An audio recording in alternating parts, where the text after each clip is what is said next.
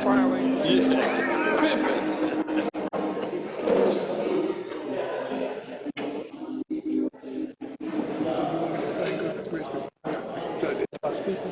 Do you have a record? I'll let you know. Well, you're going to get that in, I tell you. I don't like warm-ups, getting ready.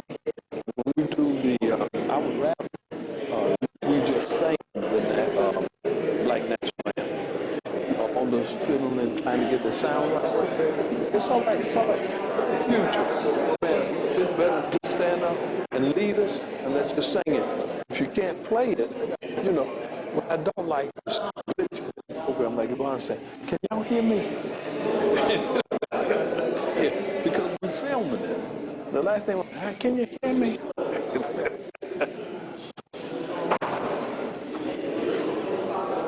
Mr. Cromartie, I hope your table is okay. Buddy Miles, I hope your table is ready.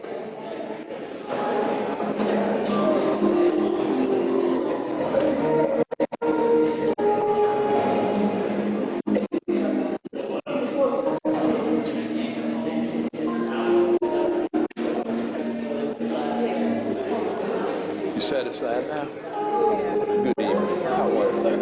I'm still old and ugly. My wife took a warrant out on me today. She was trying to get the ugly part arrested, but they couldn't do nothing about it.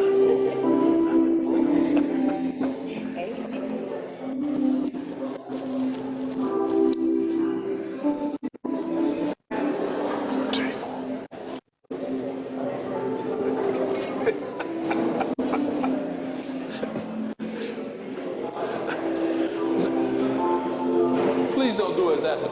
Remember to take your mask off when you get ready to eat. We got that part.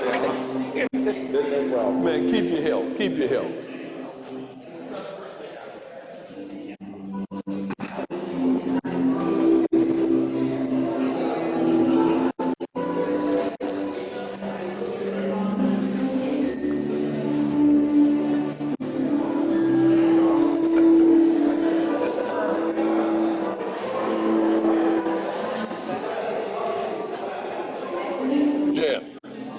Jim, the bishop has arrived.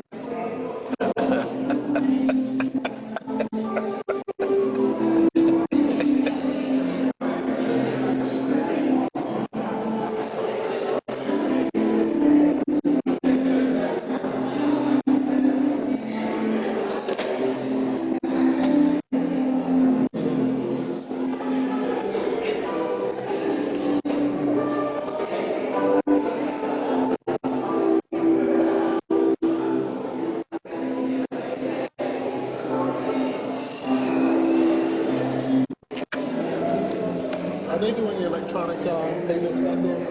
Are they doing what? Electronic payments. Yes. Like my university credit card. Oh, good. We should Yeah. right there. Of course.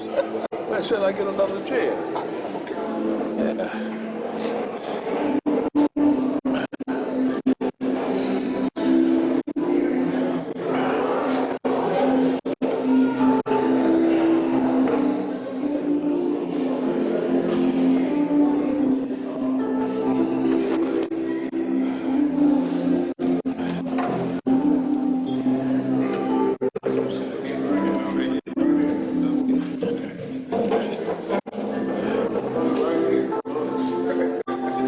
Man, you must be somebody.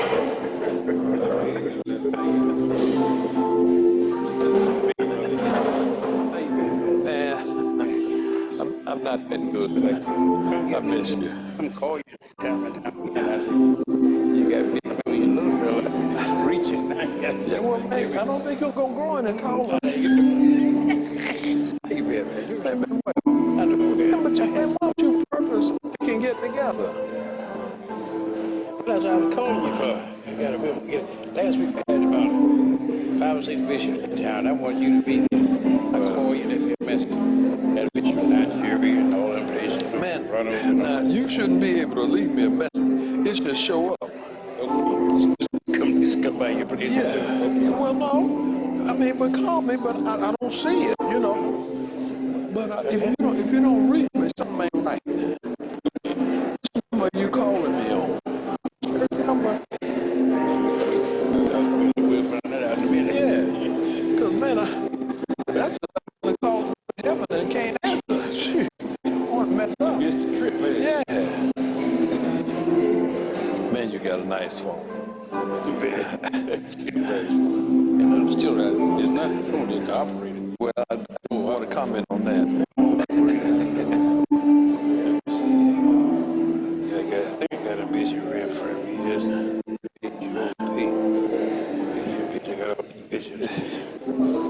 You let me know I'm in good company. See, you're not in there. Gotta be here somewhere. Now try Red Fern. Wait a minute, I think I saw it. No, that ain't me. Yeah, we gonna straighten this out now. There you Try go. that. Yeah, there it is. That's the right number, man. You got the right number. Hey, call it right now. Just dial it right now. Man, you should get that phone hard. It should be ringing. Hold on. See that? Man, if you call me. Yeah, man.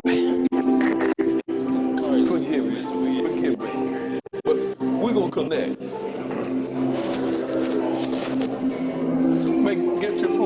Get your food. I used to sing with Curtis Mayfield. My wife said, "Oh, you talking?" I did. Because every time it's come on the radio. I played with Matt Dillon. It was 5 o'clock on WLTX.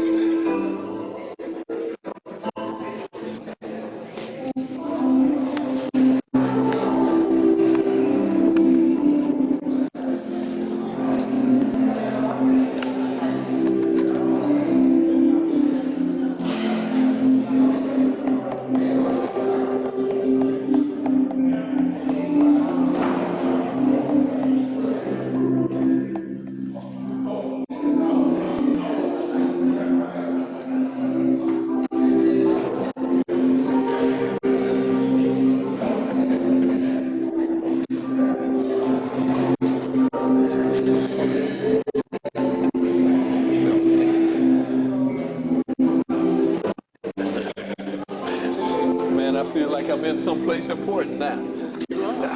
I'm with you. Mr. J, how are you? Oh, thank you. Oh, I'm with you now. Thank you for writing. So this is my mother. Oh, what a delight. This is Redford. Your daughter has made you proud. Oh, But I see she comes from good start.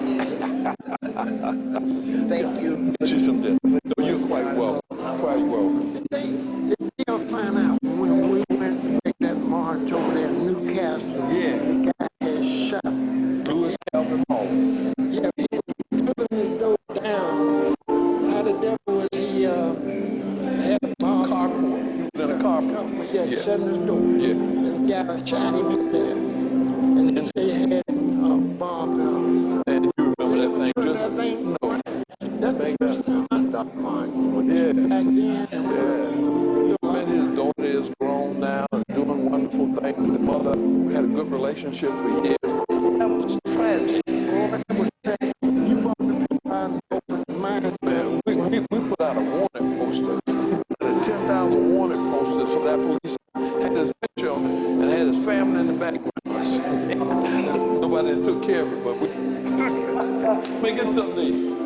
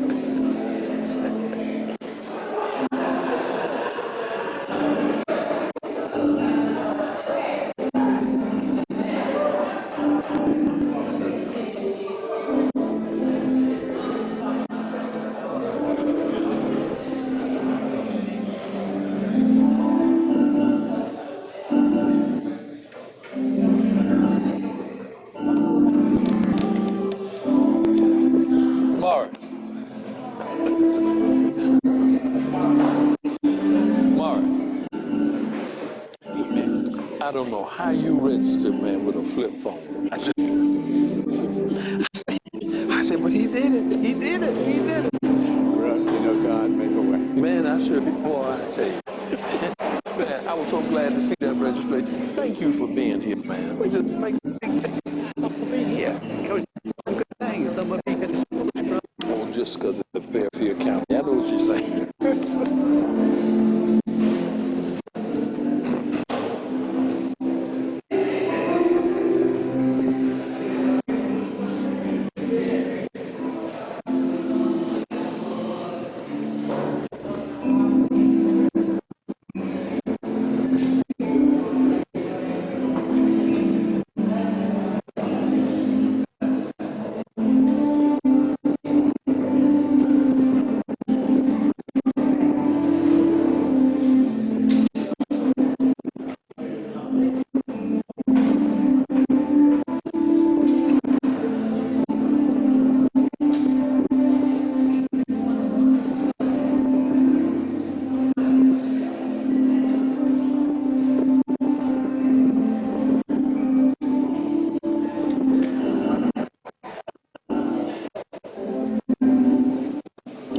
Jim, before you sit, can I get the president to say something? Yeah, not right now. Oh, I'm saying right now before you're going to say something later. Yeah. You ready? Ladies and gentlemen, may I have your attention? I'm just so delighted, just excited to share my friend with you, the president of the Ecumenical University Worldwide. Some of you may not have heard that name before, but our university is educating people in Africa, India, Pakistan, Sri Lanka, and in the Caribbean. We have over 1,500 students a year, and now we're beginning to move in the United States. But I wanted to share a great treat with you, the president of the Ecumenical University, Mr. James Feldman.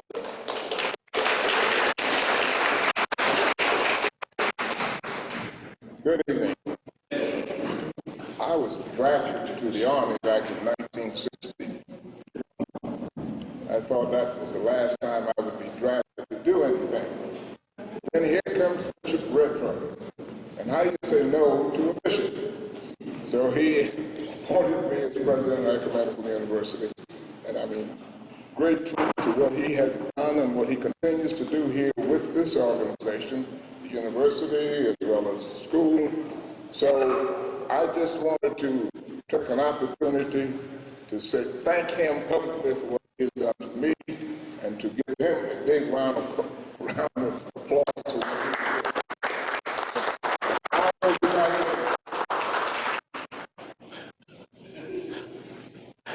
Mr. President, you could have found something better to talk about. But thank you so much. In reading our history, I came across a young lady by the name of Mary Cloud Bethune, and I'm sure all of you know that name.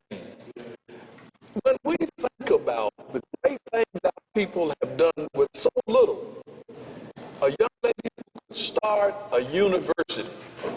Then we look over to Tuskegee, Morehouse, Spelman, that even in this day and age, that we have the opportunity to provide education for the next generation. And I want you to know that the Ecumenical University, our doors are open, and we have a close kinship to history and legacy. And we know that from some of your experiences, that you don't have to start out high to gain great heights.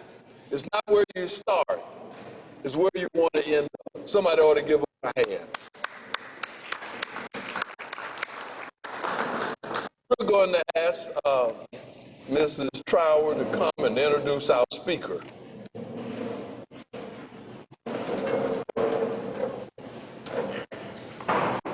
So difficult to tear yourself away from the plate. Please come, leave all that.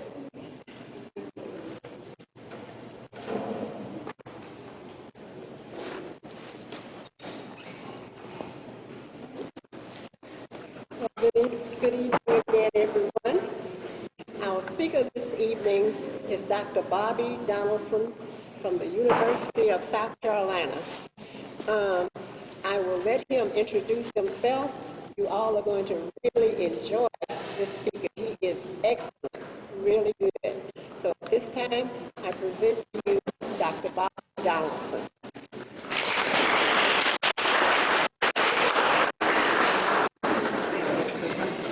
Oh, not now. Yeah, but I can rest easy. Good evening. Mr. Fowler, thank you very much for the invitation. I'm having a deja vu moment, Bishop. I feel like I was just here, and I was not long ago. Many of you know the great legislator and educator, Senator Kay Patterson. Don't cut me. And Senator Patterson was kind of watching the work I've been doing as a professor. Tell me about your He name. said, well, Dr. Donaldson, I noticed that every time you go to a venue, you give a different speech. He said, you don't have enough time or money to give different speeches. No, man, this is back He said, you should give the same speech every time you go When I saw your somewhere name, and I add got some excited. I gravy was on hoping it. you'd be related. So tonight, we sang the speech, a little more gravy. Oh my goodness, no wonder you're so sharp. Redfern, thank you for the invitation. Ms. Fowler, thank you as well.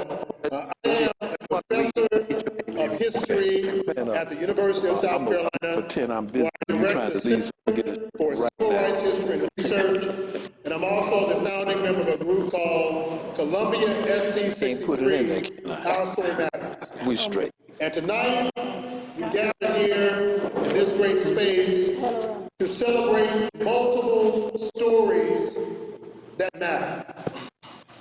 We take our point of departure today from a very familiar passage of Scripture found in Mr. Abraham, Hebrews thank you so 11:1. much, man.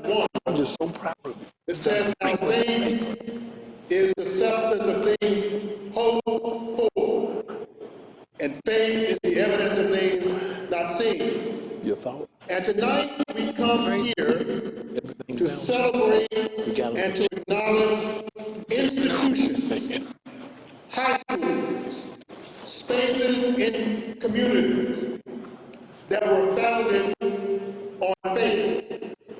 Men and women in our respective neighborhoods and communities who had very little except high expectations, very little except dreams and faith in God.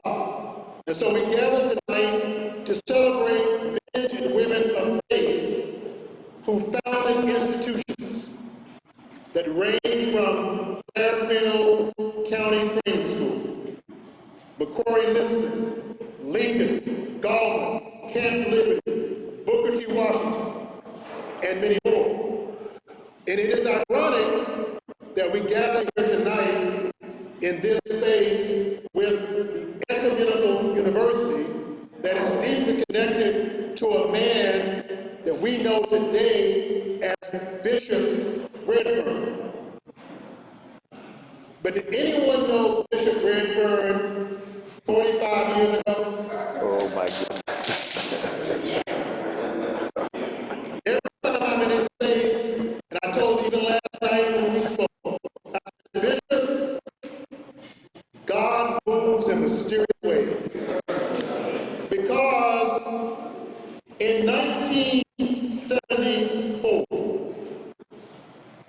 word had come down that one of the oldest African-American high schools in South Carolina was going to be shut down in 3 months.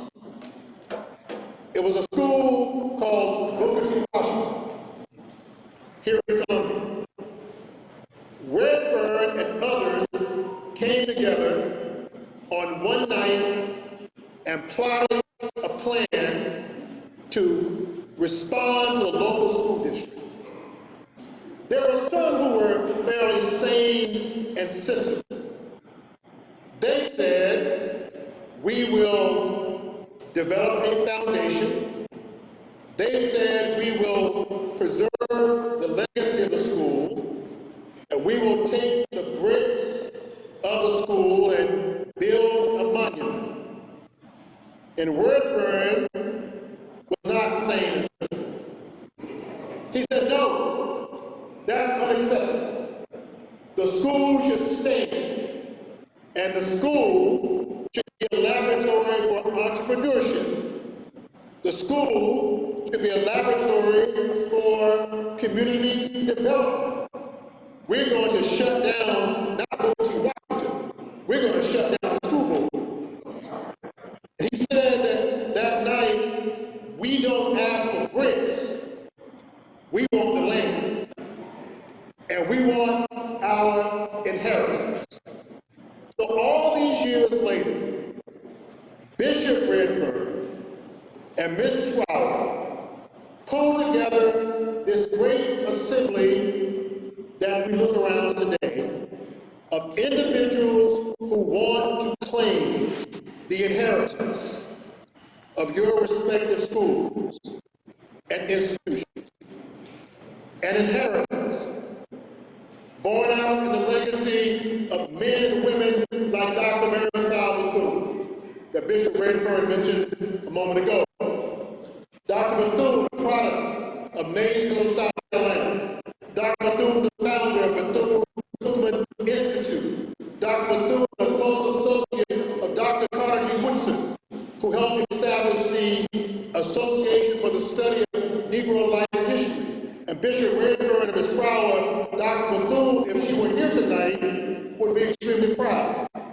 Dr. Bethune said this in 1939. She said, if our people are to fight their way out of bondage, we must arm them with a sword and a shield. We must arm them with the belief in themselves and their possibilities. We must teach our history from the cradle to the grave, and we must teach that history at whatever cost. Even though many of these schools today are closed, they're gone. Some are no longer even standing. And yet part of our charge today is to keep that history alive. One of Dr. Bethune's closest associates was a man named Dr. Benjamin Elijah Mays. And in 1971, a good year, the year I was born, 54 years ago, Dr. Mays wrote a book called Born to Rebel. And this is what Dr. Mays said in that book. As a child, my life was one of frustration and doubt. Nor did the situation improve as I grew older. Long before I could visualize them, I knew within my body, my mind, and my spirit that I faced galling restrictions, insurmountable barriers. And Dr. Mays said he knew that as he took the mule on the land where there were sharecroppers, he would sometimes take the mule to the end of the road and stop. And he would go into the woods and said he would pray. And he said, Lord, deliver me from the mule. Give my parents the inspiration that I could go to school. And in the book, Dr. Mays said he was in a split household. He said his mother wanted him to go to school. But his dad said, Benny, that's what he called it, you're going to be a preacher. You're going to be a preacher, and you don't need school to be a preacher. You just open your mouth and God will fill it, is what he said. But then he knew there was something greater. He knew the school was a laboratory for education, literacy, leadership, and liberation. That's all captured in this book called Born to Rebel. And as I've gotten older, I'm now in a moment of confession. When I was in 8th grade, I studied Dr. Mays as a child. And I decided I was going to do a research project on Dr. Mays. And I checked out Born to Rebel from the library. In 8th grade, I'm now 54 years old, a professor at the University of South Carolina. I am an endowed professor, but here's the confession, Bishop. That book I checked out in 8th grade is in my hand tonight. In the book, it says, this book is the property of the Augusta Public Library, where I'm from. And it says, this book is worth $10. Please treat with great care. So tell the world, I'm treating the book with great care because of the influence of Dr. May. So here I am reading in the book about a black boy born in Epworth. Anybody ever been to Epworth? Yeah. Greenwood County, who got a PhD, into the road, go to the woods, and say, Lord, deliver me from you. Well, I didn't know about plowing, and I didn't know about you, but I said, Lord, deliver me. And I pursued a PhD in the path of May. But as I draw to a close, the other reason the story of Dr. Mays is so influential to me is the irony. So Dr. Mays graduated from South Carolina State High School in Oregon. He went on to Virginia Union, then Bates College in Maine, and then got his PhD at the University of Chicago. Dr. Mays was born in 1895 or 94. It was unclear. Dr. Mays was born 2 years another professor. But this professor did not have a PhD. This professor did not go to college and he did not go to high school. In fact, this professor only had a second grade education. My Lord. But this professor's parents were prophetic. They named him Smart. His first name was Smart Williams. That professor was my great-grandfather. And my great-grandfather was brilliant in my mind. My great-grandfather would read the newspaper, and my great-grandfather would read the Bible. But there was a moment when my great-grandfather was signing some documents, and it already had his name, Smart Williams, signed here. My great-grandfather looked at the material, read the material, and when it said sign here, he put an X on his name. So here I am, his oldest great-grandfather, looking at him and saying, Granddaddy, your name is Smart Williams, it ain't X.